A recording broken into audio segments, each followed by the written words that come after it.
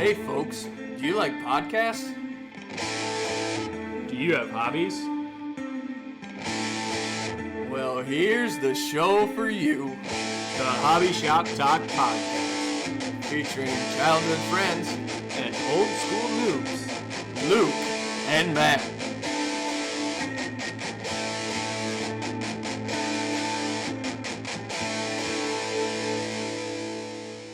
Hello, everyone. This is Matt, and this is Hobby Shop Talk Podcast, and we're on episode number 16 now. And I'm going to be talking some magic, and more magic, and I'll explain. Luke, what have you been up to? Just getting ready for Sweet 16. It's our 16th podcast. As I say, I was trying to think. There's nobody that knows it's 16. No, it's just, wasn't there an MTV show? Like my Sweet 16, where all the rich kids got like cars and Mercedes Benz. Cars for their birthday. Have huge like parties with rappers, and then I don't know why we started off our podcast with that. I never watched it.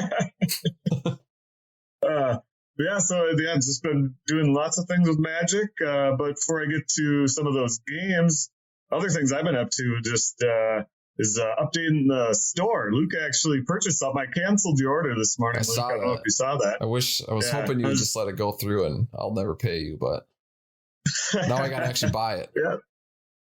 We're adding everything to the website, and I'm learning it's definitely a process. So for the first couple of hours every morning, I'm going through and taking every item, making sure the inventory's right, adding pictures, and then if you go to prairiehobbies.com now, I mean, it's not even probably half the products, but probably the next week or two, I should have all the products up there to the point where I hope to eventually start having some of the, the singles when it comes to Magic and Pokemon and comic books even.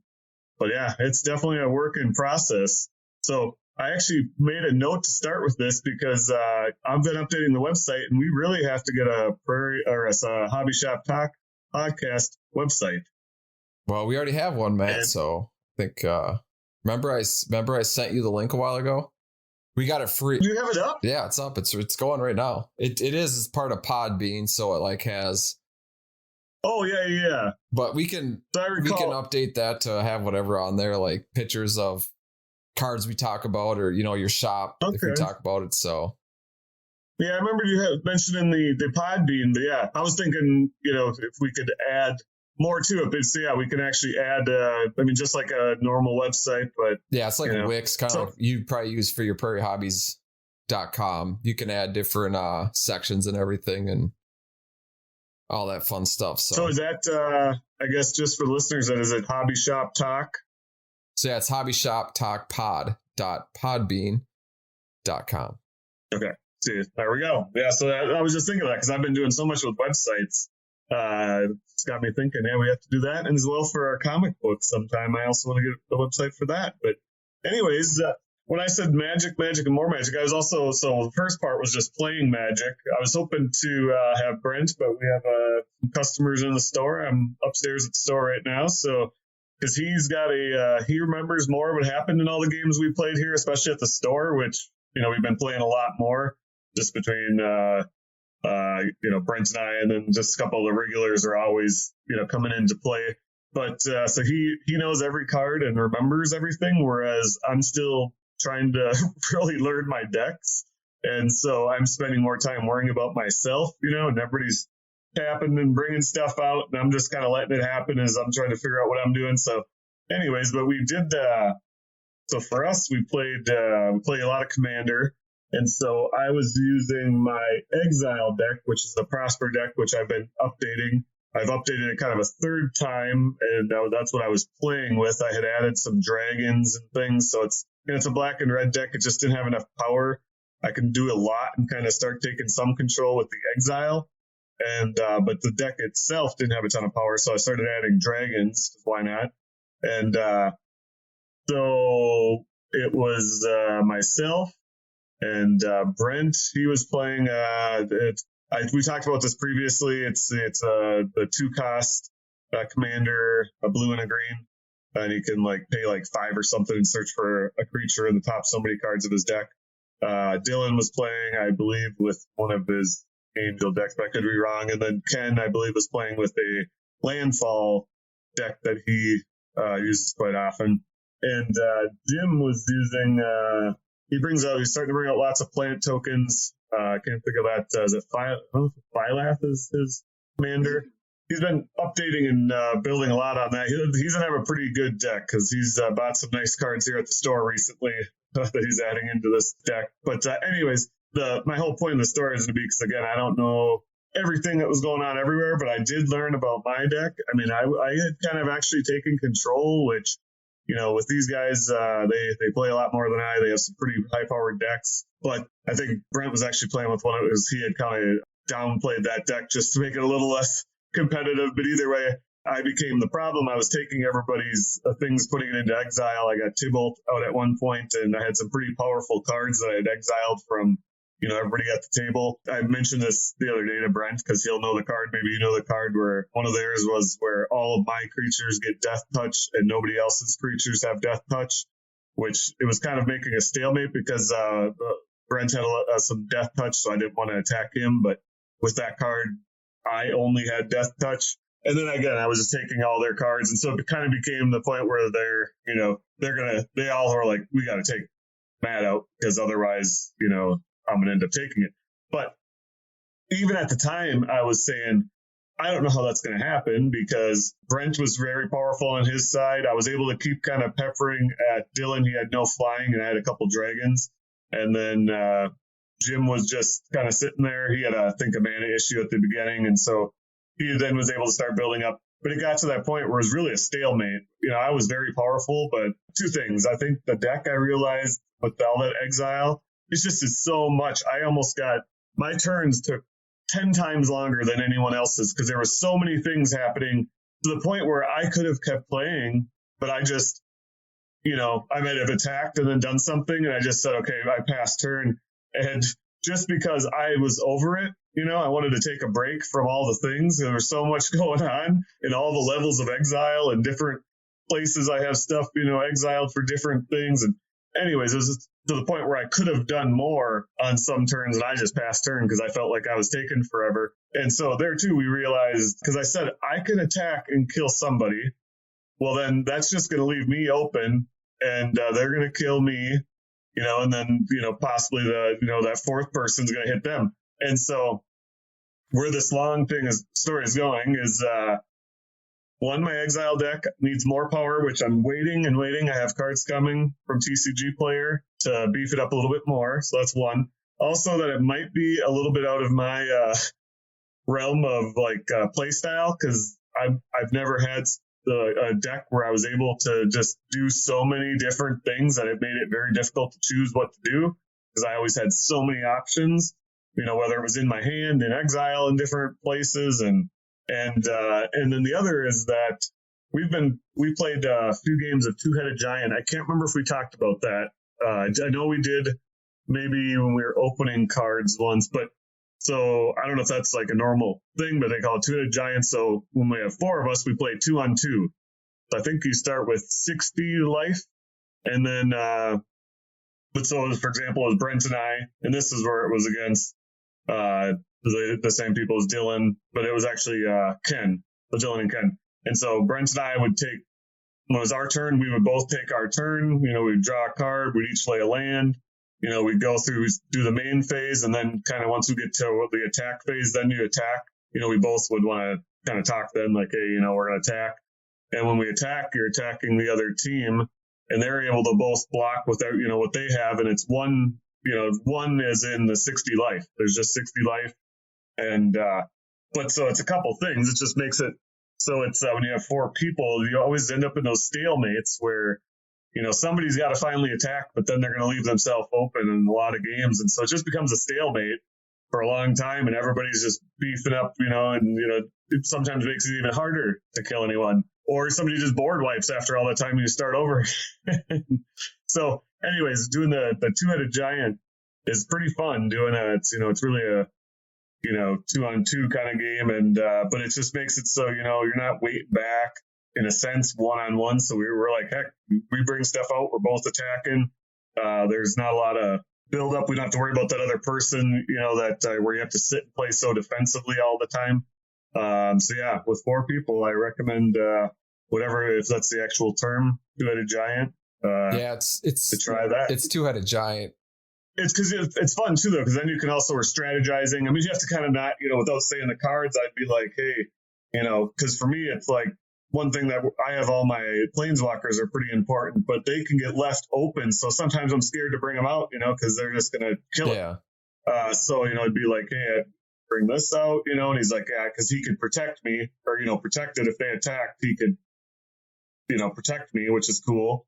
So that's kind of nice. So, I mean, I could see having some fun games, if you had somebody you played with a lot, synchronizing your decks even to, one's weaknesses, the other's strength, that sort of thing. Yeah, you would almost have to hit all 5 colors between the 2 decks. So one's like a 3 color, and then the other's a 2 color. Yeah, so that's something I definitely recommend if you haven't tried it, just because it is pretty fun, and you have a little bit of teamwork, and so that's one of the games. I don't have all the details, but I just wanted to get those points across there. So what have you been up to as far as playing, Luke, whether that's in person or online? Well, you forgot to say who won the match, the two-headed giant. Oh, yeah. So, well, I didn't really want to talk about it because, yes, they did. I hit, I think it was Dylan. I didn't kill him, I believe. But it was kind of the point where they were actually going to stop me from doing things just because that was going to be in their favor. So I believe you lost. Brent. Well, so I believe what Brent did, though, is he made it so everything was, he had protection from everything that I could block. So, yeah, I was done. He was able to come at me. I was one turn away from being able to kind of wipe things out if I was actually starting to think about it, just because I had so much in exile that I could do, and there were so many things I could still do. And so, yeah, he's like, we got to kill Matt. And so, yeah, then they all kind of kept hitting me. I was having to defend myself a lot, by killing certain things. I mean, Jim at one point had like I don't even know, it was like a 60-60 creature, and and he's using a red and green deck. I was so waiting for it to be trample, I would have been dead there. And he was, was kind of, everybody was plotting like that was what was going to happen, but I was able to find a way to take it out. I mean, Brent was actually going to counter me doing that because they wanted, someone to kill me, but I was the first one out. I think then it just kind of, I think Brent from there, he ended up killing the other 2. And I said, I'm like, that's the great part about Commander, because, it is he's able to talk himself out of things, and kind of, he's really good at talking the others.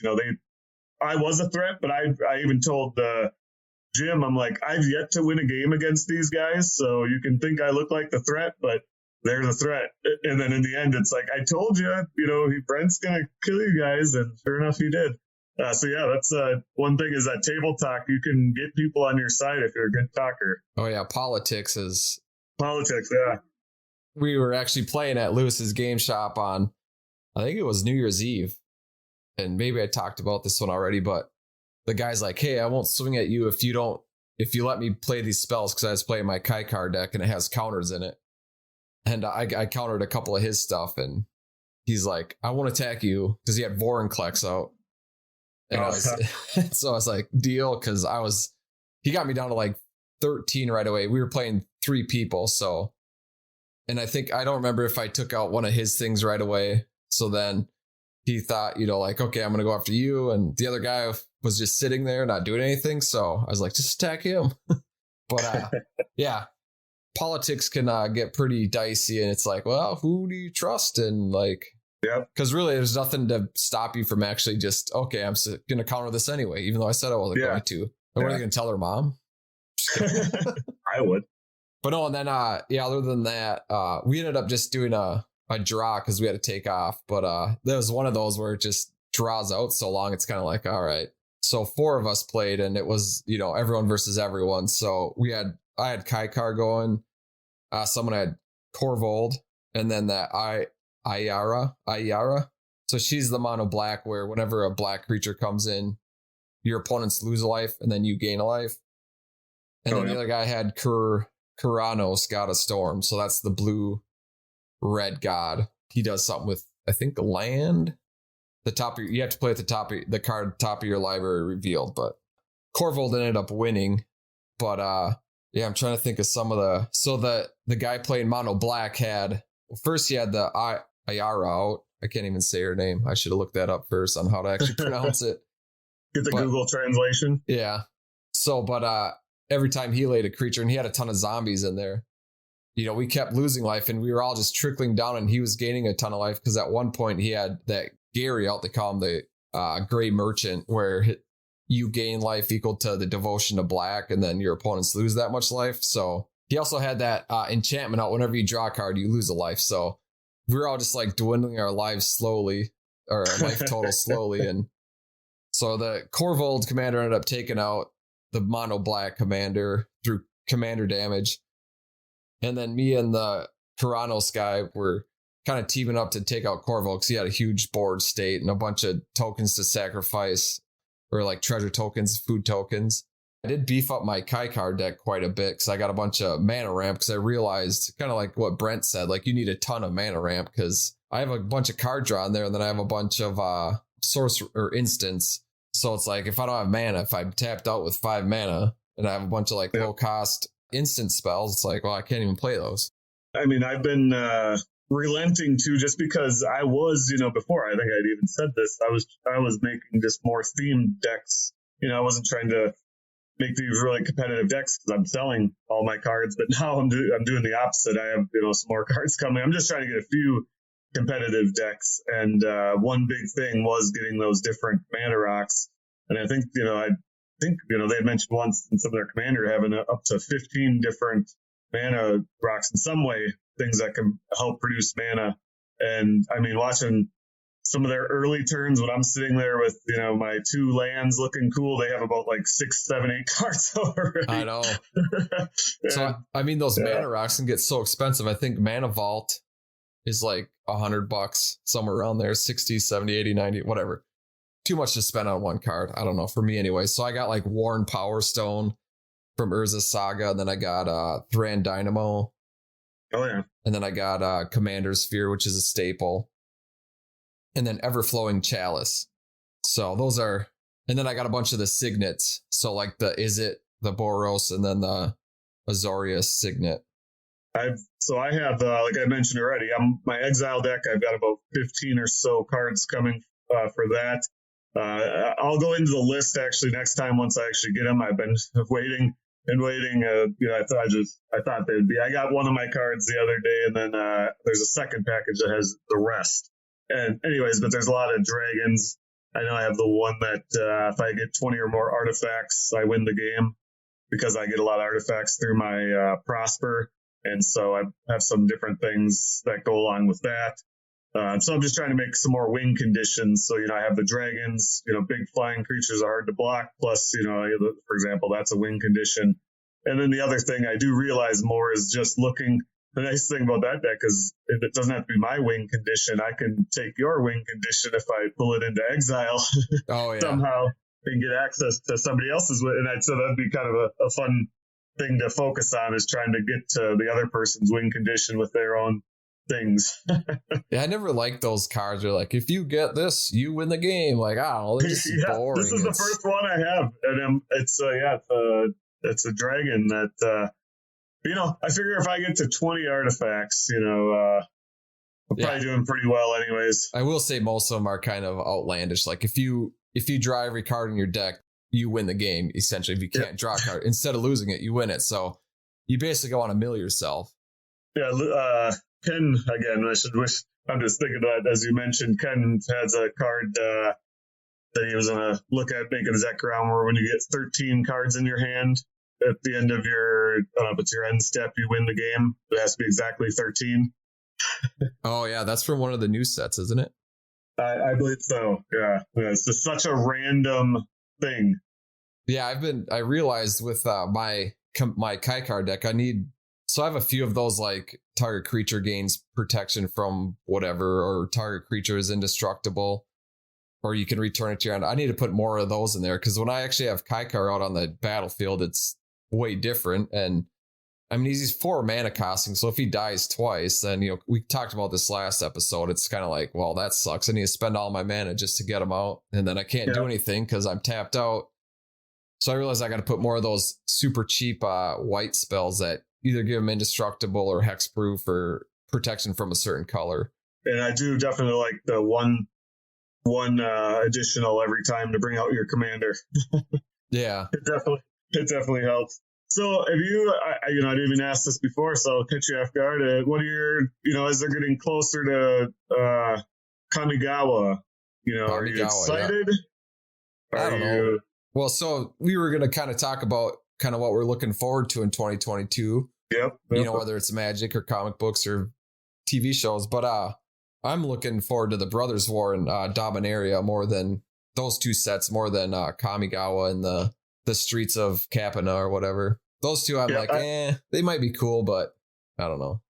Actually, what I had too, I was actually, so again, I was hoping, and my thought is I'll do a separate episode at some point with just at the store here, because they can talk much more detail about some of the games.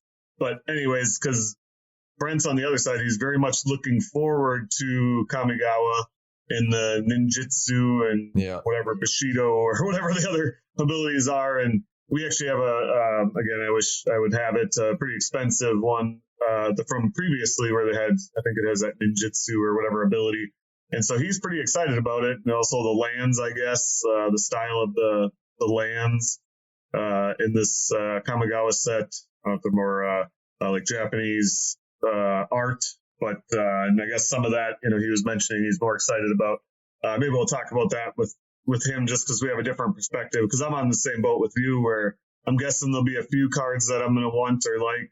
But it's just really been like the last couple sets even, with the Innistrad, Crimson Vow, and Midnight Hunt. There was a few cards, but nothing that interested me a lot. But coming up with Dominaria and then, the Brothers War and getting some of those, I think, cool older staples, as well as, I'd read somewhere it noted that there's likely going to be in Dominaria specifically a lot of cards for Commander because there's so many legendary creatures, so that, and we play a lot of Commanders, so. Yeah, if you remember the Dominaria set that came out like 2 years ago or whatever, that's right, kind of when I started getting back into Magic because I was like, oh, Dominaria, awesome. But that's when they finally, or pretty sure it was like the first time they came out with uncommon legendary cards. Because I don't think they've had that before. But then you look at some of the old legends from like the Legend set and then Ice Age. It's like a 4/6 for 6 mana, and that's all it is. I forget. Yeah. And it's like summon legend. Oh, sweet. Yeah. Like and that threw me off. I remember too. I remember opening once at your house when I was, just getting back into Magic, and they had some of that because every card, I would get, and they're all shiny and gold, and it was like, wow, this is expensive, and it's like 32 cents. Yeah. Like, what? It's the power creep in Magic cards, but then it's also dilutes the prices of everything, it seems like. The last thing, I guess, for Magic-wise, I was just more curious about, has anything changed on your thoughts? Is it not Arena, but with the new online Magic since we talked last? Well, so I listened to the Mtg Goldfish Podcast, which, I know you use them a lot for their website, for their just Magic coverage. And so I listen to their podcast quite a bit. And they were saying it's just switching developers and probably not doing much else. And they were also like, that's kind of a place games go to like go on life support, and they just try to keep it going as long as they can. So I don't know if Wizards' plan is to like, until Arena gets all the old cards, because, Arena doesn't have, Legends or Tempest or, all those older sets that we used to play back when we were younger kids. But, at some point Arena, you would think gets all those because the difference is like Arena looks 100 times better than MTG or Magic the Gathering Online, it's called. Yeah. How about what was the other one though as well? These the Alchemist or not the that's the new standard rotation, like the new set or new. Yeah. It's not a new set. It's a new format. Yeah. Yeah. I'm curious. So I actually did start playing that, and I realized, so last episode I was like, I was playing it and it was pretty easy. I was winning. I wasn't on competitive. I was just like on free play. So I was like, and then I played competitive and I didn't do so hot. But I love these moments. Those are the exact moments why you could still probably wear the Old School Noob shirt, because we are. I mean, people just have to look at us like, look at those bastards trying to do this stuff. Yeah, we got to Like, get a forum up where people just rip on us and like correct everything we say. And well, it was like the time we tried to play, what was that, Project Winter. And we couldn't have been more noob. I still don't know how to play the game, never played it after because we were just running around like idiots. And then I literally accidentally hit the punch button and punched somebody. And then they're like, he's the whatever, the spy or the intruder. I'm like, what? yeah, And then they started running and they beat me to death. And then they beat you to death. And yeah, it's like, yeah. I mean, you and Alex tried to play that. Yeah, it was. yeah, and I have never played since. We Oh, probably yeah, should I'm have an done old that school- tutorial. I was just like, skip. Yeah, but yeah, I don't another need reason. tutorials or directions. Come on. I definitely have those moments, and I'm like, I wear my old school noob shirt proudly because it's true. So the next thing is on my list is more magic because that's why I said magic. See, I'm tying it back to the beginning because I played magic, and now we're gonna read magic, and then wait till the next section. I'll talk about more magic in Thought maybe more we're gonna do ways than some one. magic tricks or something. I wish, because, well, man, I'm just going to throw this in because I won't remember later. We have been watching the Carbonaro Effect. Never heard of it. Oh, man, it's on the same channel as like Impractical Jokers, which, oh, man, there too. Joe, man, I do go off on weird rant. Anyways, Joe from Impractical Jokers is leaving, which we love that show, and it's on the same channel. They actually do some crossovers with that, but he's a magician, and so he's kind of like them. He'll be like in a store, and he'll always have like an item up at the front, and it's like this super crazy, like these pellets that, and he's so good at making the person, like, he almost nods, like almost like a sales tactic. Like, the person, he's saying things that make zero sense. Like, these are rabbit pellets, yeah, you just put them in water and all of a sudden magic appears, or, but he'll say some like, scientific almost sounding thing. And he's just coming up with the stuff right off the top of his head. But then, all of a sudden, out of nowhere, a rabbit appears, and they're like, what? How did that happen? But some of the stuff he does, it's just, their minds are so blown. And I always say, I'm like, I couldn't imagine what I would be thinking in that moment. Because it blows my mind watching it, on TV. Because it's like, how in the hell did that just come out of that? He'll have like this smushed little package, and all of a sudden it opens up, and there's all this, he's taking all this stuff out of this package, and this most random stuff. Anyways, blows my mind, but in person, I couldn't imagine. And, I mean, some of the things he does, I just said, I wish he would just not tell them, because they're like, oh my God, I didn't know this existed. I mean, he was lighting his glasses like on fire and then smoking them because he was working in a hemp shop and smoking his glasses, and huge plumes of smoke would come out. And he's like, yeah, it's actually, there's hemp. And then the person, he always walks away and catches them, to see what they do after. And the person literally took off their glasses, like kind of lit their glass and then tried to smoke their glasses. And they're like, and I'm like, what if you just didn't tell that person? They'd probably go home and melt. Anyways, now I got off on a tangent. So we've been watching Carbonaro Effect. But so that's also magic. But Magic the Gathering from Boom Studios, we're on to episodes, issues 5 and 6. So, I'm going to kind of do as previously because I read them, but I read them quite a while ago. So how about you maybe catch us up? And I know, we were in Duskmantle. We had met Lazav. And then, we're on to issue 5. Issue 5 is pretty sweet because they like jump from different planes because they're planeswalkers. Haha, get it? But anyways, they go to like Dominaria, Ixalan, Innistrad. They're just kind of looking for, at the end of the one, I think they said like, you will meet my god soon. And then we found out. So they're going to all these different places, and they each kind of took like a different planes to go to and try to talk to certain people to try and find the name of the god that this church or, whatever it is, is worshiping. That they're worshiping. Yep. Yeah. So Rael Zarek goes to Innistrad, which is pretty cool because in the first few pages, it's him sitting in an old tavern, like kind of you would think on The Hobbit or something, or, maybe even Game of Thrones, but then like a bunch of werewolves show up behind him. Yeah. Classic Innistrad, and then he just blows the whole place up with electricity, kills them all pretty much. And then Vraska goes to Ixalan, where I think she was, she was captain of a ship there. Yeah, that was like the pirates. Yep, the pirates one. Yeah. So she's in Ixalan trying to find this, doesn't find anything. Kaya goes to Dominaria, runs into good old Teferi, who, every blue player loves him. Yep. And then he's like, recently. He didn't know either.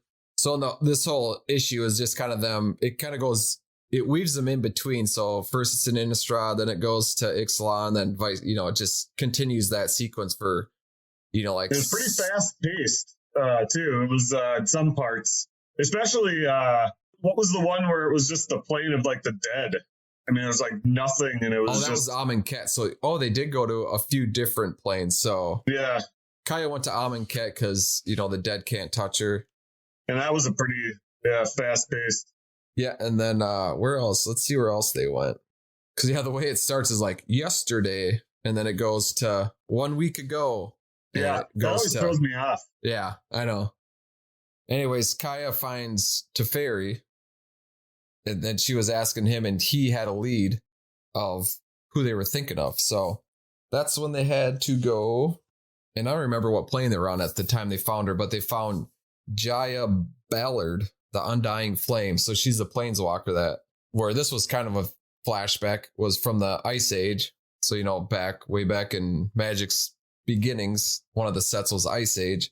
So they find her, and then she knows who they're talking about, or who they're trying to look for. So that leaves on a cliffhanger. But yeah, and she was older, and she's like one of the oldest planeswalkers. Obviously, the fairy as well. But yeah, she was older, and but still looked powerful. So yeah, man, that's heading into issue. I keep wanting to say episode for some reason.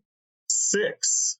Yeah, so 6. It's mainly a flashback to Jaya Ballard's like battle with that Merritt Lang, who they're looking for, and like they're not really sure what it is even. Like, is it it's a to them it's a god. So like, what kind of god? Like, is it a animal? Is it a dragon? Do we assume that people know there's kind of spoilers, or should we have said spoiler?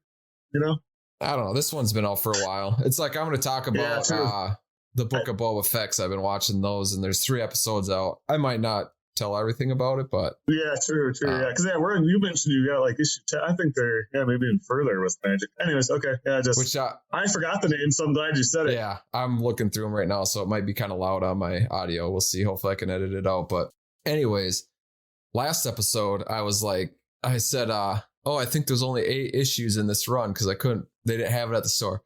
Old school noob. I have no idea what I'm talking about. And they're like, I think they might even be doing some other, we should look into that on air notes, because I think there might be some like other offshoot, maybe ones even, comics. Through Boom Studios, so anyways, we should look into that. And another on air production meeting, we should almost have like a news thing right at the beginning, maybe like, have a news segment, just do some quick news updates on. Have like that news music come in. Do. Yeah, I was going to say that actually. I don't know if this is Matt Yonke from the Prairie Hobbies and Games Studios with this live news update. I don't know if anyone will believe us though, just from all the stuff we've gotten wrong or said wrong or named wrong. Like there's like fake news. Anyways, all right. So continue though. Where were we at issue 6? It starts with a flashback to Jaya Ballard's kind of upbringing and her teen years, how she was like a fire mage, and then she ended up finding her spark and turned into the planeswalker. So people that don't know Magic are probably like, what? Found her spark? Sounds weird. But the planeswalkers, they have to like find their spark, which like ignites their planeswalking abilities. So anyways. Hers were like super special. Yeah, I mean. Correct? She's got, I forget what they, Is she the one, because was that where she's able to bring another person across planes, or she had something extra special, if I recall. Unless I watch too much, listen to too much, that it all kind of runs together. I think she's just kind of like what an Omega level X-Men is, or mutant. She's an Omega level planeswalker. Although I don't know if she has many good cards in the actual game. So a white toast planeswalker? Probably, yeah. That doesn't make sense here. But anyways, this person she's fighting, Merritt Lang, like, and that the planeswalkers, Kaya, Rael, and Vraska are looking for is someone that Jaya Ballard's known for since the Ice Age.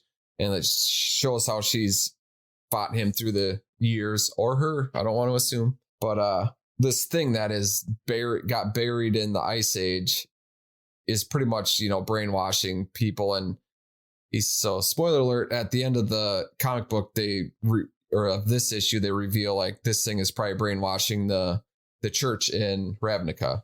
And that's where it wants to make its new home once it gets out of whatever prison it's in now. And there is hints of like showing what the creature is, and it looks kind of like a kraken. So that's what I'm thinking. It's going to be an Eldrazi. Oh, yeah. So I forget some of the ceaseless hunger Eldrazi, but Olamog, and there's some big Eldrazi's that it's probably going to end up being, and then that's who they're going to have to fight. Well, speaking of that, I got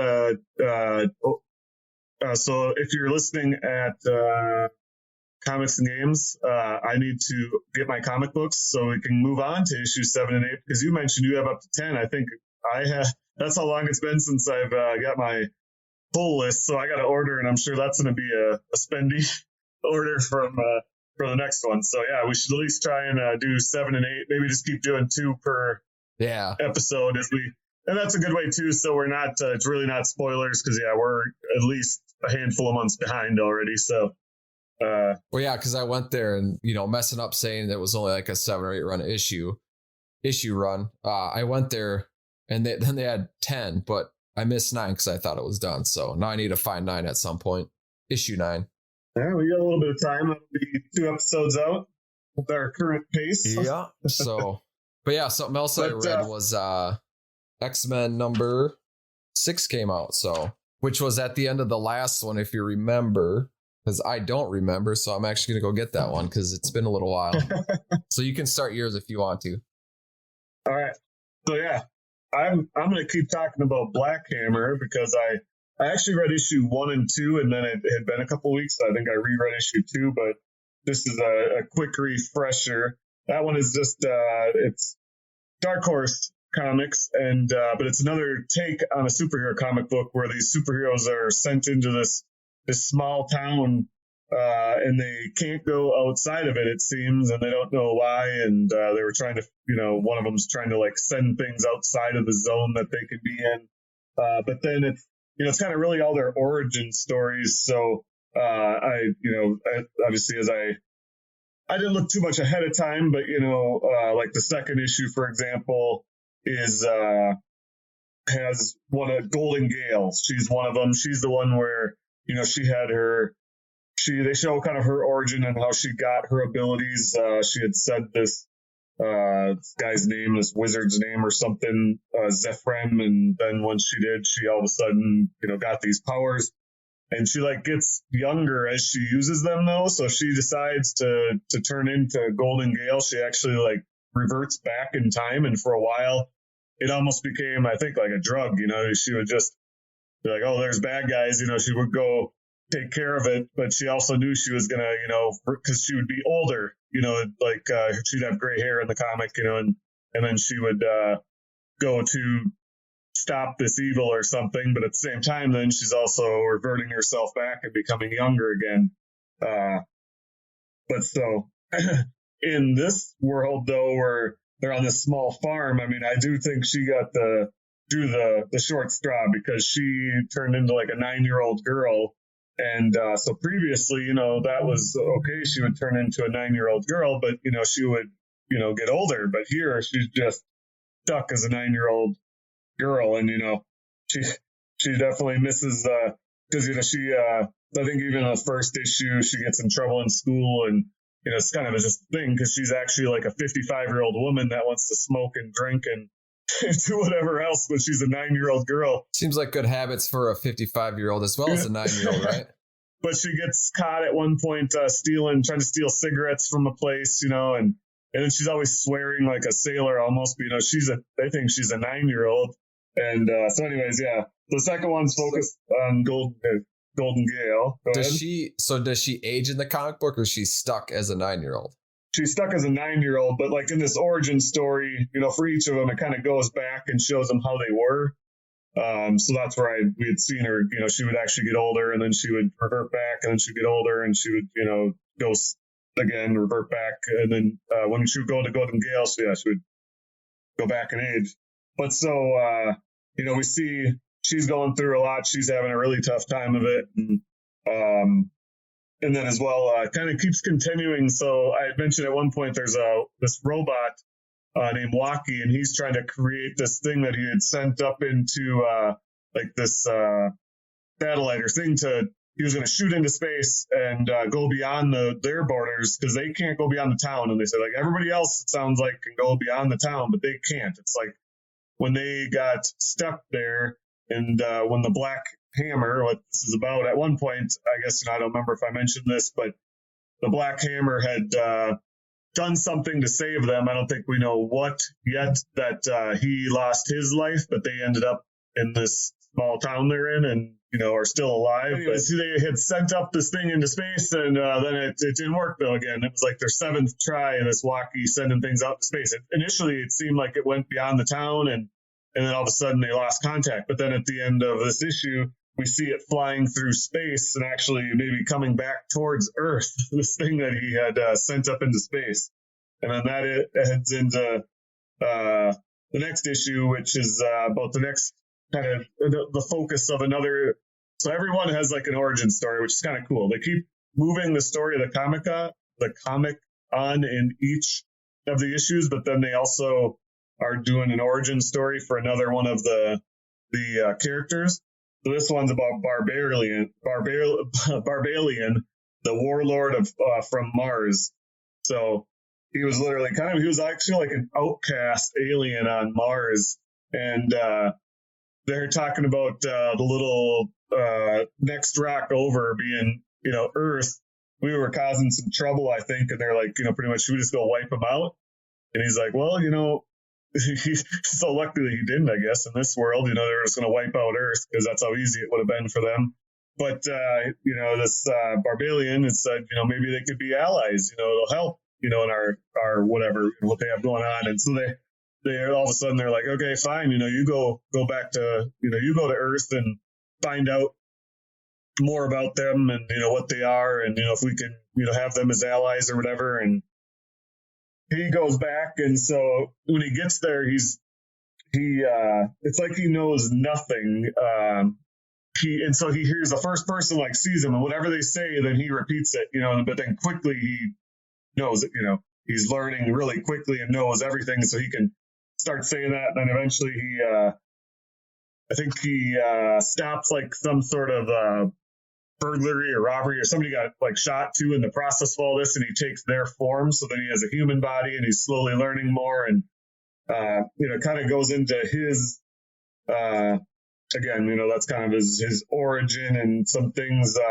It really goes into their personal things, for, versus sometimes the superhero comics, like, this one, he doesn't know how to be a human being. And so like, it seems like the friend he has, he becomes a cop and that cop friend, that's who he knows as his friend. They're like, so he ends up like putting his hand on the cop's leg, and cause like a show, he doesn't know, like, anyways, I don't know. It's getting into like, and then that cop freaks out on him and, throws him out, tells him to get out of the car. And so it's like, it's, diving into those are just different issues and things, but through this comic book, how they do that. And so this alien is just very confused. Like he has no clue. And so then he's in this town and he's starting to have kind of the same things happening where I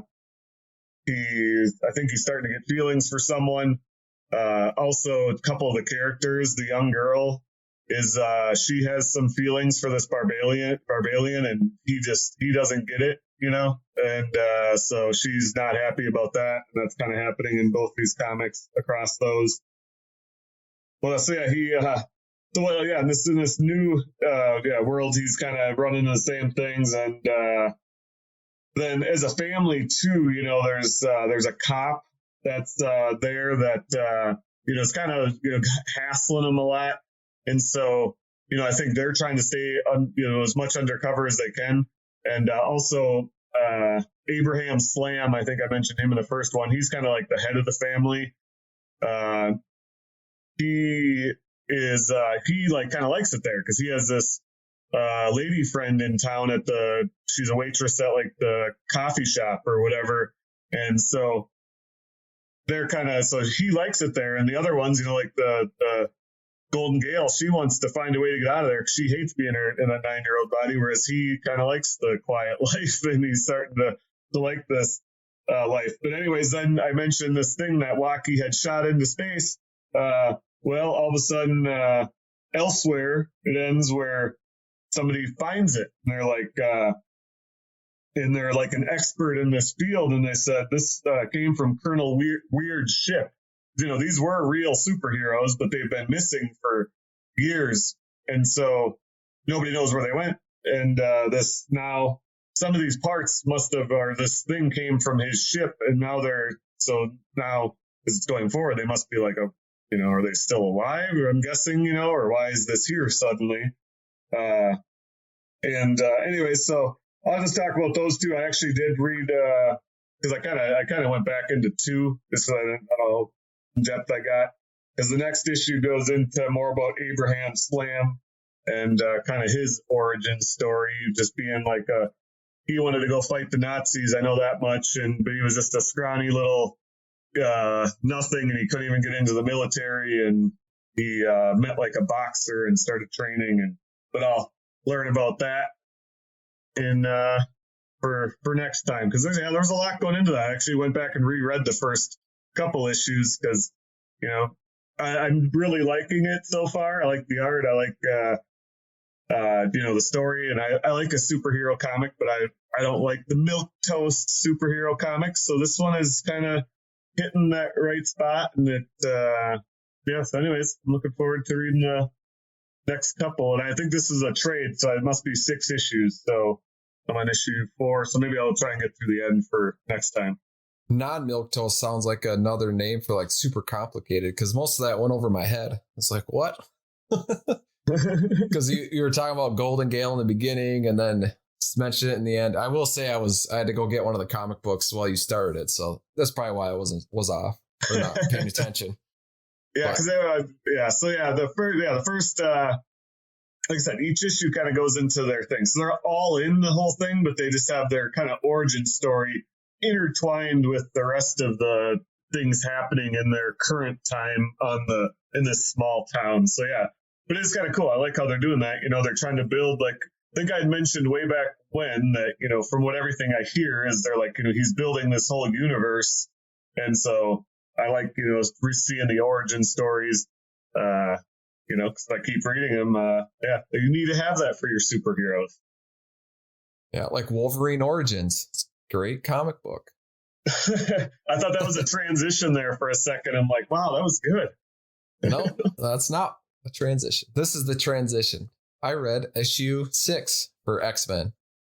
So if you remember, because I didn't remember, so I had to go back and look, but at the end of issue 5 was Ben Urich telling Cyclops, hey, I got this, evidence that the X-Men or the mutants are resurrecting themselves. So I'm going to break the story in a couple days. You have, 24 hours to respond. So they could try to cover it up a little bit. So in issue 6, you find out, these will be spoiler alerts, and these are brand new. So if you're reading them, maybe keep listening because I'll explain it, or don't listen. And the first issue is Captain Krakoa saving a cat from a tree. So if that's milquetoast, I don't know what is, because that sounds pretty mind bending to me. Like a cat out of a tree. Like, can't they climb up and down? Anyway, so Captain Krakoa goes in, saves this, and they actually show him going through the city, and then he runs into Spider-Man, and Spider-Man's like, hey, who's the new guy? And then it cuts to the Krakoa, it must be like a council, and they're telling Cyclops that they're bringing on Captain Krakoa to be a part of the team, and then Cyclops, he has to leave. So he's pretty bitter, because obviously it was, he thought it was his call to be like, no, he's not coming on the team. Like, we'll deal with this Ben Urich thing another way.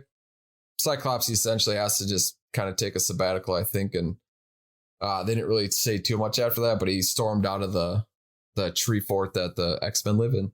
And then it cuts to, remember that Fei Long character he was a human, but he's like trying to transform his body to live on, in outer space.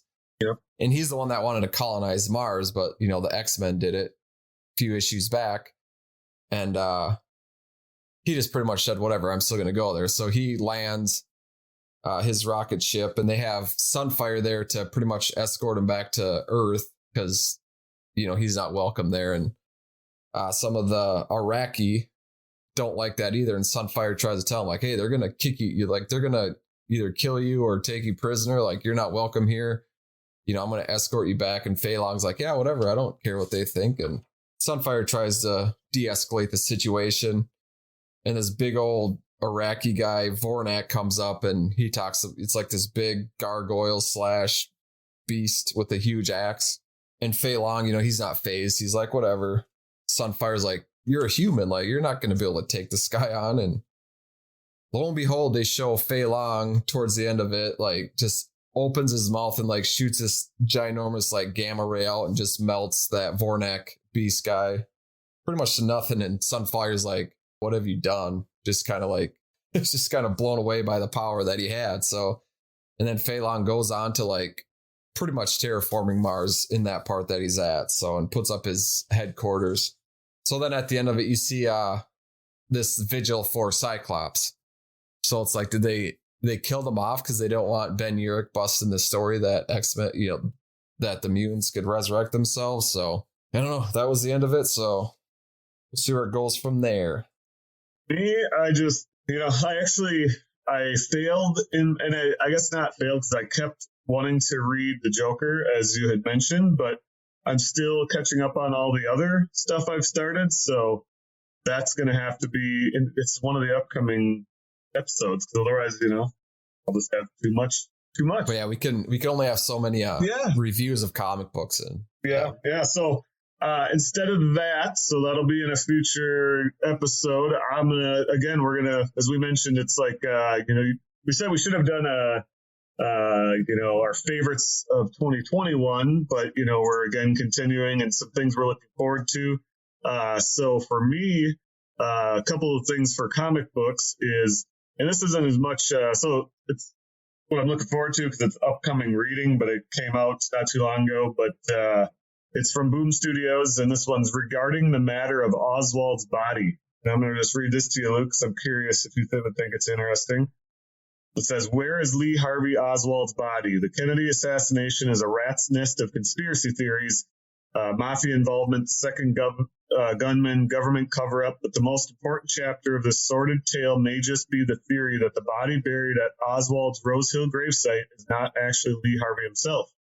Meet the ragtag group of useful idiots who are unwittingly brought together to clean up the crime of the century. A wannabe cowboy from Wisconsin, a Buddy Holly idolizing former car thief, a world-weary civil rights activist ready for revolution, and a failed G-man who still acts the part, specifically regarding the matter of Oswald's body. So, it's like... This is a comic book, or is this... Yeah, it's a comic book, and it's... so it's got some, it's like conspiracy theory stuff, but also, it's got some of the historical, part to it. But anyways, it's one I had heard about, and then I'd seen more people, as I was even searching for, what am I looking forward to? I'm obviously looking at, Image Comics, Boom Studios, some of those places, and that's, a lot of people were talking about that at the end of last year, and so that's one that I want to read coming up. That sounds like so there's it's either on Netflix or Hulu, but an Oliver Stone documentary that like dives into the JFK assassination, I think, because obviously that's one of the biggest conspiracies in the US ever. So I don't know. I like reading I do like reading about that and listening to even a podcast of conspiracy theories. It's just it's interesting, and some of them are just crazy ones. I'm not even going to say because then somebody. That's not crazy. Let's get labeled. Let's get labeled conspiracy theorists. That's fine by me. I don't care. But anyways, the other thing I'm looking forward to is just all from Image Comics. It's I didn't realize they're turning 30 in 2022, but so there's a lot returning. So one thing I'm not sure if you've heard of Saga, but it was a huge comic for Image. It looks like back in 2016. But either way, it's returning. Saga had 108 issues with plans for. Oh, so they stopped at 55 with plans for the series to run till a total of 108 issues teased years ago. But it had stopped, and now they're coming back with the return of Saga from Image Comics. I've read like the first issue or two, I think, for free somewhere, and I always meant to read it. But so I think maybe with the return of it, I will look at that. But then it kind of continued as I went. There's some just big names. Maybe I'm curious if you remember some of these just from the past. There's Witchblade. Yeah. Returns in the spring of 2022. But the big one for me, the other that was along with the Oswald's Body, is The Walking Dead Clementine. So I think I had talked about that at one point. I had played the Walking Dead game on one of my handheld. I don't know if it was the Vita or the. I also have a 3DS, but I had played the Walking Dead Telltale game. I played the first one, and then there's a in-between game, and then the second one. I started the second one. I still have to finish that, and I think there might even be a third. So before I read this, but they're bringing Clementine, who is from those games, and they're having a series of trilogy of original graphic novels. So that's coming up from Image. The other one I thought maybe you'd remember is Prophet. It says Rob Liefeld's Prophet returns. Yeah. These I'm reading just the headlines, I guess, but it's from Games Radar. Had a article. There's some other ones. I mean, Astro City. I wasn't a big a fan of. I mean, I'm not a fan. I just didn't read it. But that's returning. Same with Shadowhawk. And then The Darkness. That was another one from way back. Way back when, it seems, and they're returning with some of these. So anyways, I'm just excited to see what some of those returns look like for some of those series that used to be pretty big. They're not. I thought you were gonna say Chapel, but because that was a huge one. No, that was that was one of my favorites. Rob Liefeld, I think, was Chapel. The ginormous muscles, like just yeah, just belts with like 90 different little attachments and little pocket things. But anyway, so yeah, that's what I'm excited about for comics. How about you? Oh, you'll be excited. They're all Marvel, so they're all milquetoast. But at the comic book shop at Granite City, I got some issues, and they had the upcoming comic books. So I was looking through that the other day, and 3 really caught my eye. One was it's by Marvel, and it's Amazing Fantasy, but the cover is the art is like Frank Frazetta-esque art. So, like super that 70s and 80s fantasy art that I think just looks awesome. But so that will have Captain America, Spider-Man, and Black Widow, and a few more of the main characters from Marvel, but they only showed Captain America on it, and he didn't look anything obviously like Captain America besides his shield. So I'm curious what they'll do with like Spider-Man and some of the other ones. Then the other one was, well, the first one, these 2 are Wolverine both, so don't be surprised, is Wolverine Patch.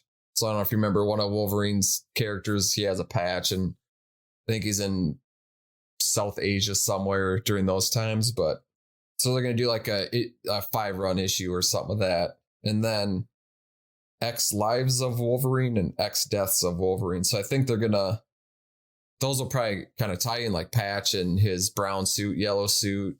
Who gives a Weapon X? Yeah, no, they haven't told these stories yet, so I'm really excited to hear them. Oh wait, they already have. Yeah, you reminded me when you said the yellow jacket, green jacket. Who gives a shit? Just give me one of those big checks over there. Which if you don't follow Shooter McGavin, if you're ever on Twitter, follow him because he's got some fun stuff. Really? Yeah. Nice. Yeah, those are the 3 that I'm looking forward to. Nice. Well, and so next, just some video games. So I started playing World of Warcraft again. I just signed up for just a month just to see, if I'm going to keep playing it. I'm up to like level 30. I think they made it so you can level up fairly quickly, but So yeah, I've been playing some World of Warcraft. I am a troll hunter, and I'm just playing through kind of it starts you off with a story. I mean, it is just an open world. You can do whatever you want, but the initial quests kind of lead you through a story. So I'm working my way towards the end, I think, of that. So what I've been also doing is just going back to some my old games. So I played some Subsistence. It's just a survival game. I love my survival games, but that one you start out, you have an axe, you've got a gun with, I don't know if you just start with a couple bullets or what it is, and then like some sort of light. But and then it's sounds pretty milquetoast. Well, so it's so there's lots of them that I played where it's zombies or monsters and other things. This one you start out, it's you're running into wolves and bears and all of that. But like, so when you first start, you start out with that and you're running. And the first thing, you have survival, you have to try and find water is my first thought. And then you have to, you're going to build eventually. So I was actually just playing it earlier today, and I was just running and running. And, I can't run into any animals because I don't have enough bullets to save myself. Or if I do, I'm going to be kind of I'm going to be shit out of luck anyways, eventually. So I'm just running. All of a sudden, I hear a big bear roar, and I'm like, without it, I don't even know where it is. I turn and run the other way. And I was running for so long, but then it's such a satisfying feeling. I found a little pond first. And then I realized, oh man, because it said I started getting like the screen like flashes with like blood because I was malnourished because you have to feed yourself, And so stopped for a little treat. And then it was a freaking little pond. I can't, survive on a pond. So stopped there, and then I ran some more. But the coolest feeling, I went way up on this hill, climbed this way up on these rocks and looked, and then I finally saw water, and then it made this huge, awesome lake, and then perfect spots to build up above it. Anyways, cool feeling, different than some of the other games I play. And in this one, it's you against the environment, really, and the animals. But then hunters do start moving in, and so it's not like monsters, but it's literal hunters. So I've been playing before. Not this run, but previously, and it scared the crap out of me because I'm just walking. I was like fishing on the lake or something. You can set traps and you can go fishing. And all of a sudden, I dropped dead out of nowhere.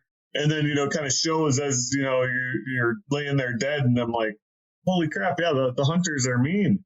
And anyways, so Subsistence is another one I've been playing. I think the rule number one was it Les Stroud said you had to get shelter first, right? Yeah. And then water and food. Yep. If I remember. Yeah. Watching Survivor Man. Yeah, I used to love Survivor Man. I still do, man. If I'd still watch that if it was on. But that kind of game that would be one I would actually like if they made a good, because I don't know if I talked about this or I had looked it up at one point. If there was like a Naked and Afraid or something. There's actually a game coming out. I don't know if it's Naked and Afraid or. But, one of those where, those survival, I would love that if they made a good adaptation of it where, but I like so like this, Subsistence, it's, you just start with nothing and you build up your house starts at nothing, then you can farm, you can, you can do so much stuff, but it's, open world, it's just, keep surviving and building up your stuff and getting new technology and stuff like that. But, there's not a story to be had, but it's, you can just play at your own leisure. It's kind of fun sometimes. Well, don't you remember that for a while we were planning on trying to do Survivor Man? Yeah. Me and you? I don't know. Are we supposed to be saying this? Not Survivor Man. Well, was it Survivor Man we were probably talking about?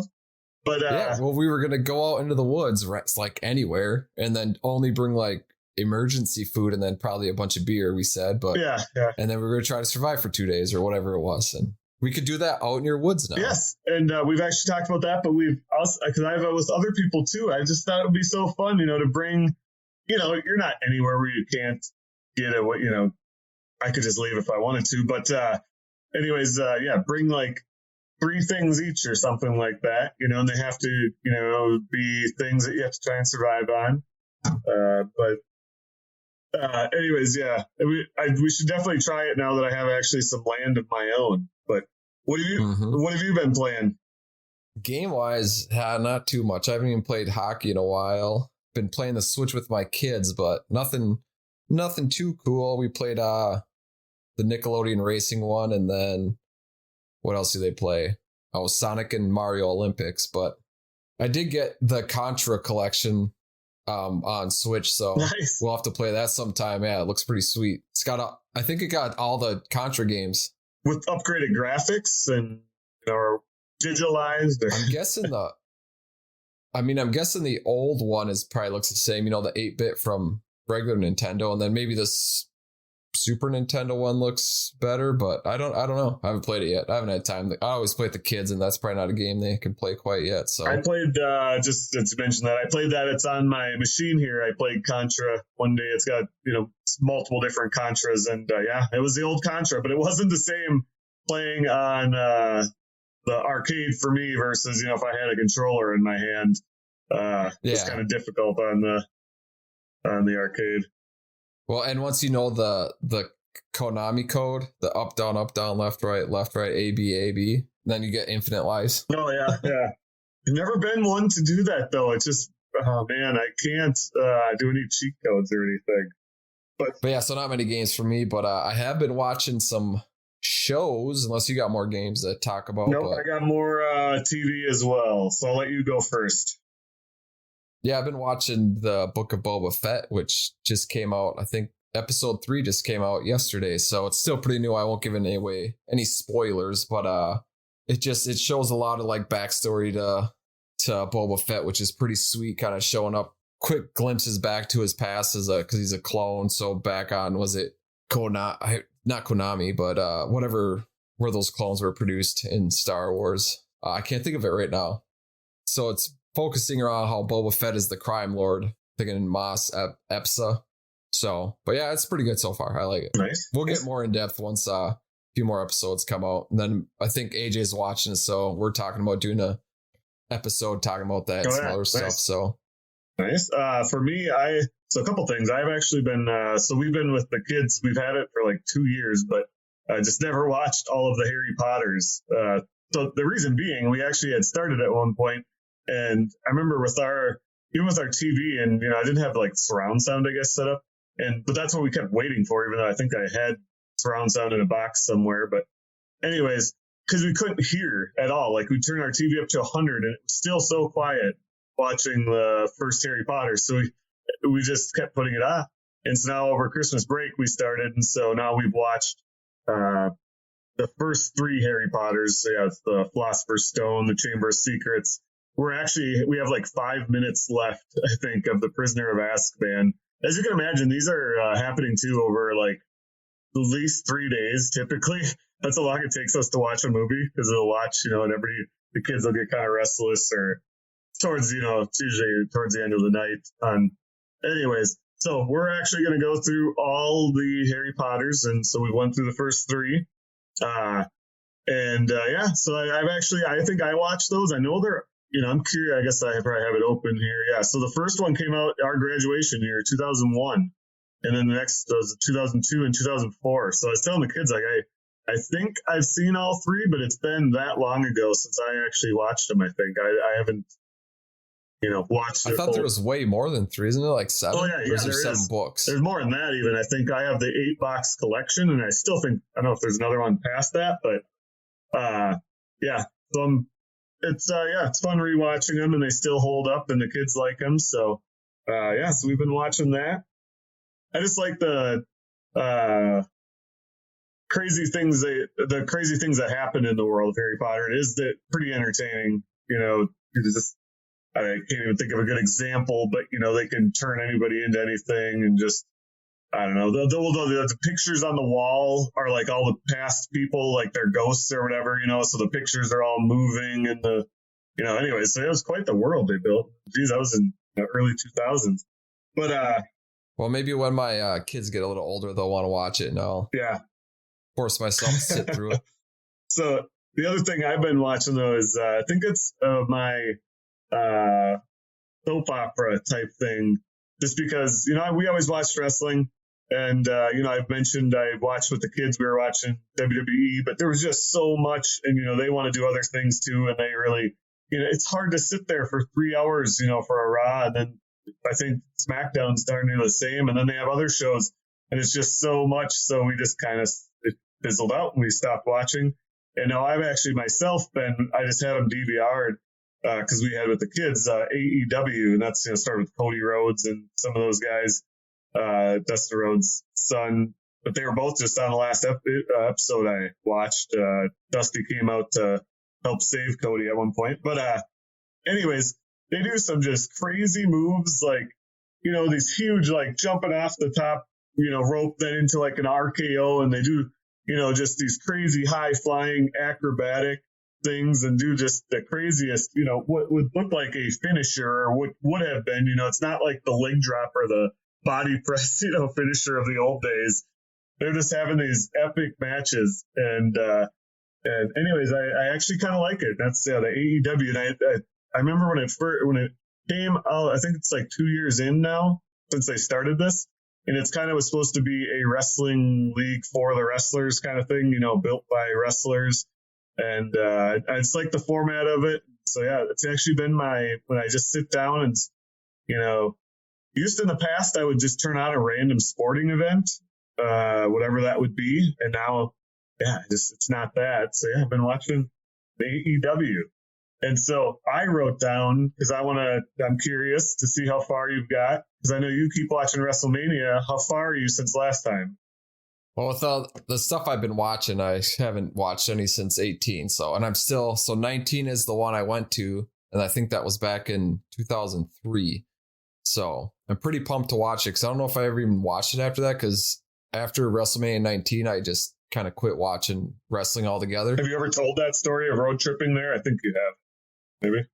Yeah, it was nothing much fun. more than that. Minnesota to Seattle though? Seattle, yeah, and a bunch of young guys, and the way the band smelled after was horrendous. Like, we walked in, put our stuff in the hotel, and went back out to get stuff, and there was like lunch meat just sitting in there warm, and it was so gross. But we were thinking, like, that's almost 20 years from now. Or, it's almost 20 years ago. The 20-year anniversary will be in so I got to talk to Will, Tyler, and Scott. See if they all want a road trip again to see wherever it is. Probably in a nicer vehicle. Well, we actually borrowed Will's parents, so it was nice. It was probably wasn't nice when we got back, but we almost got killed a few times, just like bad driving. And yeah, went through a snowstorm in Montana. Yeah, it was a fun time though. So what I was going to say is, so with wrestling, heading into what I'm excited about is actually a WWE game. So WWE 2K22, because they skipped, I think, last year. And, it sounds like it's very reworked. They have a new My GM mode. They have I think a faction mode. But the GM mode looks pretty cool. You can sign wrestlers to the different Raw, SmackDown, whatever. I'm hoping there's like a draft, because that's something that's kind of cool. I like drafting in games, so I'm curious if it's similar to a draft like in Madden, because when you draft between the factions in WWE, that's what they do now. They hold a draft. Anyways, a new WWE game. It looks pretty cool, and I love those modes, the GM mode, the franchise type modes. So I'm looking forward to trying that. I'm guessing the kids will want to play that. What I'm also looking for. Oh, go ahead. I was going to say, we probably talked about this in one of the earlier podcasts, but it probably sound like shit, so no one probably listened to it. But what game did you have for the 64 that we were a tag team? Yeah. We'd take like an hour to create our own characters, pick all the moves, and then we could start our season, or I still have it. I actually just talked about it not too long ago, because I remember mentioning it was one of the best wrestling games ever. But I was on 64, and it's still actually on our Rumble pack. You remember for the 64, yeah. Has some of our saved characters. Man, what was that game? And it was a WWF one. Yep. Well, let me just tell you. So I don't want to talk too much. I'll look that up as we're doing that. But the other thing I was going to say, so it won't land well with you because you haven't watched the Harry Potter, and not a big fan of it, or you haven't done much about it. But I had seen somewhere, and I had showed the kids yesterday, that there's a Hogwarts Legacy It's an open world adventure game, and you create a character, and then you're learning magic at Hogwarts in the 1800s, and it looks like they rebuilt a lot of, that. So it sounds like for fans, it might be too late because people have been waiting for this forever, but it's the game that they would have wanted, it sounds like. And because I've been watching it, I'm like, that looks kind of cool. So I kind of, it made me kind of interested in that. But the other thing I'll just mention for what I'm looking forward to, Baldur's Gate 3.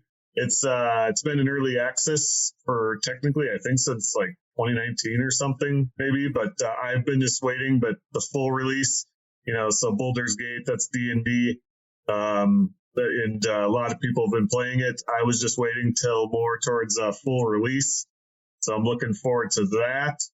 And then as I was just searching to see what else, I came across a game called Lost Ark, which I guess is pretty popular over in Korea. It was launched in 2019. It's Diablo-esque, and so I know like an action RPG. I don't think you've played Diablo. That's one of them that I've played through. I think all of them, just the story mode even. And so I'm looking forward to trying this. I watched some videos of Lost Ark, and it looks pretty cool, and that comes out in February. So that's some of the games I'm looking forward to. TV, I won't even say, just because I'm so far behind that I'm looking forward to just catching up on a million things. So, but how about you? Obviously, Milquetoast. Obi-Wan Kenobi comes out sometime in 2022. I don't remember the actual date, but let me check it out real quick. Okay, so Obi-Wan Kenobi is scheduled to be released in 2022, and it will be 6 episodes. So I'm excited for that one. Other than that, I think they're redoing Chippendales, the old Disney cartoon. So I always try to get my kids to watch the old one because it's got a sweet intro. Other than that, so. Nice. Yeah. But there's no games I can think of, obviously, besides when Madden and NHL come out. That's always fun. But well, what about also though? And I'll throw these in for you. But there it seemed like some pretty cool Wolverine and X-Men games. Oh yeah, see, and I already forgot about all those. So. Yeah, and I didn't look into any games, but I just looked into shows, comics, and Magic stuff. So yeah, but I'll throw that in there for you though, because those look like some pretty cool RPG style Marvel Milquetoast game. Since we're running long, I did mention, I put on here, that definitely anybody out there should go and look at Prairie Hobbies, especially as it over the next couple weeks, I have it more up and running, but we're going to have all our stuff on there. So that's going to be cool. Well, I should go in and, is that the one that's on Wix that I have the login to so I can design it a little better? Yep. It's the same thing. If you don't care, I'll go in. I also got pictures from when I was up there, one of the first few times. I don't know if they're updated pictures that you would want on there, but maybe I can run them by you and otherwise take better pictures some point when I come up next. It's changing. That's the other thing. If you for anybody listening and looks in the store, it's just constantly we're adding shelves and changing and adding stuff. So yeah, it's even since you've been here, it's moved around quite a bit. So the other thing I had noted, Luke, and we should know this, I think we always just do on-air production meetings because, we're busy and stuff. So what are we all on now? We're on Facebook, Twitter, YouTube, Twitch every once in a while. Yeah. Yeah. So, and are they all Hobby Shop Talk? Pod. Yeah. Usually okay. Pod at the end. But if you do Hobby Shop Talk, it'll probably come up if you search into whatever social media. But that is one thing. I did buy I got a new GoPro 9. So this one you can hook up and stream on it. Even if we don't stream it online, I think, I could maybe join games with you guys, the shop or at your store while I'm playing remote, back here. Because since it's an hour and a half away, we never get to play against each other. It'd be fun to try to set up something like that and then stream it as well, too, if we figure out how. Well, that's exactly I put to continue the trend. Oh, so also just so I can wrap it up, that was the last part was magic because I had been watching Harry Potter. So remember I said magic. The whole thing was I have to wrap it up for the listeners. It was because magic, Harry Potter, magic. It doesn't count if you have to explain it, man. But then so I put what am I excited about? And this is for, the outro, the end of it. I said I hope more frequent or on schedule episodes. That's, my thinking for a thing that I'm more excited about this year. We got to do once a week. Yeah. Yeah. We'll have an extra episodes, and whether that's me doing weekly store updates or you doing, extra episodes on different things with your brothers, that's some other stuff. But I said also more video stuff, and I had in-store matches on Twitch ? So there we go. Yeah. So that's, I got to set up one of these. I'm trying to finish up a drawing I got commissioned to do. So once that gets done, I think, I'll try to set up a little station for Magic there. right. See if I can play online.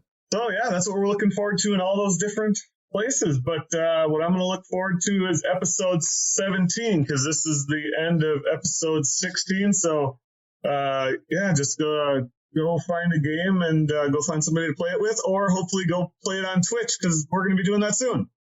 So thanks everyone, and have a good night.